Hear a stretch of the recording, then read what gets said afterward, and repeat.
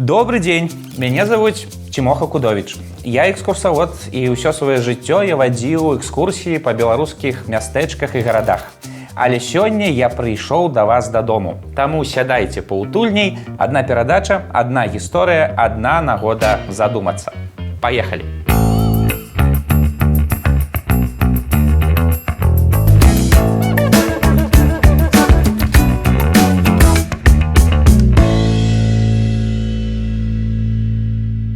Вас ніколі не здзіўляў партрэт Францыска Скарыны? Ты не? Ай, подумай, что мне этих портретов тысяч. Ну, вы яго бачылі ў падручніках па гісторыі, на рэкламных банерах, у інтэрнэце. Вось ён. Дзе ён? Дзе ён? Вось ён. Вось гэты.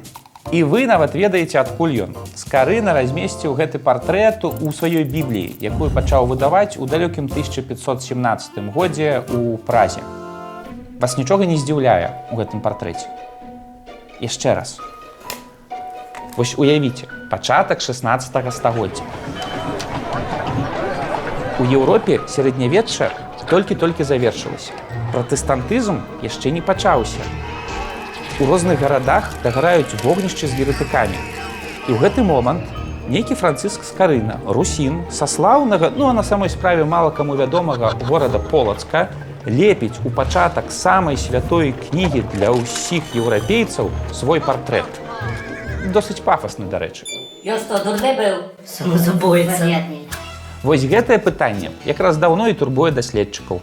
Скарына агулам пакінуў пасля сябе шмат таямніцаў. Ён вучыўся ў 2 універсітэтах, быў набліжаны да караля Жыгімонта, працаваў у караля Фердынанда, але пры гэтым мы не ведаем ні даты яго нараджэння, ні даты ягонай смерці, ні даты ягонай жаніцьбы, ні колькасці ягоных дзяцей.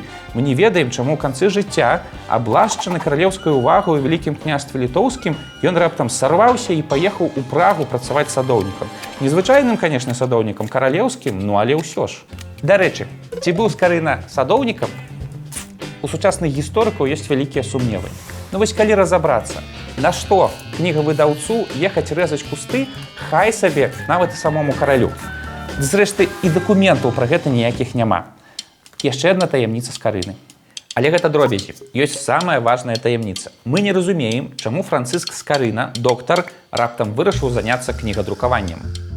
Вось, 1512 год. Мы ведаем ва ўсіх падрабязнасцях, як Скарына атрымлівае ў сонечнай Падуі званне доктара медыцыны ад здзіўленых італьянскіх прафесароў, якія не чакалі ад нейкага там русіна такіх шырокіх ведаў у самых розных галінах навукі. Як гэта адбывалася?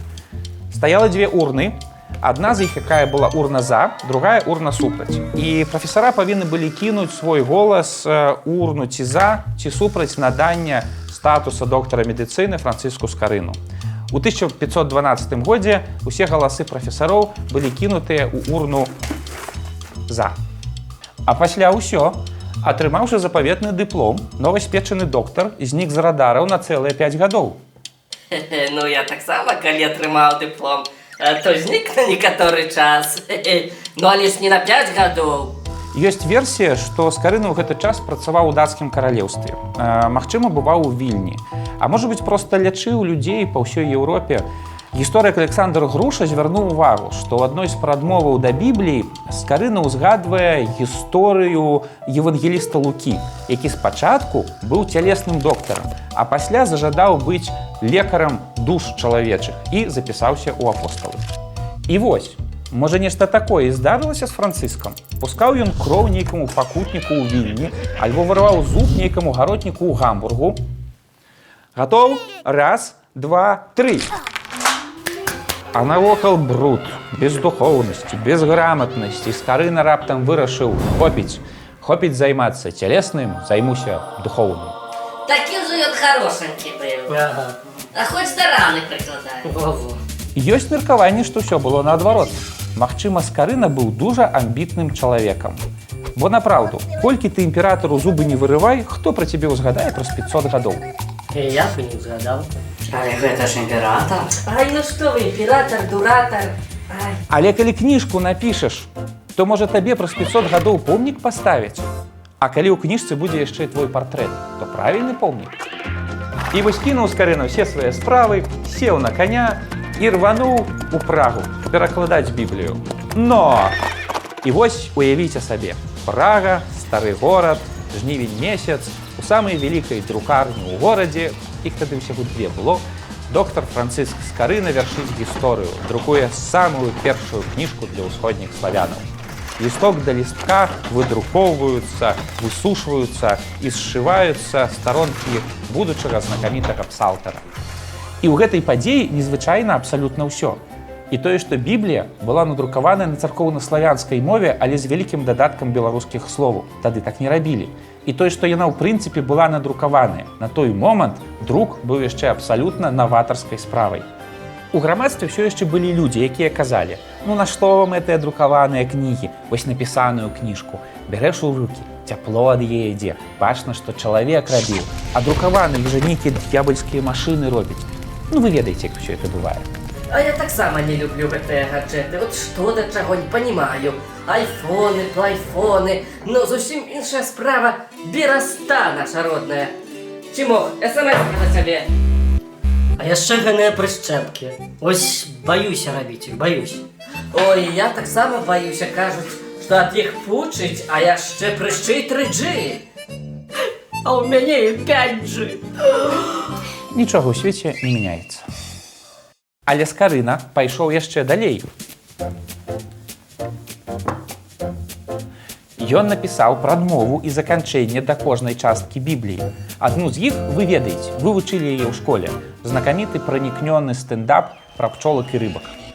Понеже от приражения звери знают ямы своя, птицы ведают гнезда своя, рыбы чуют миры своя, пчелы, я не слышу вас, пчелы, воронят ульев своих.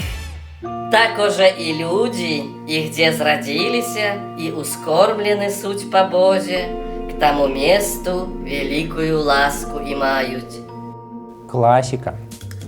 Але гэта зараз мы можам ацаніць мастацкія вартасці такога тэкста.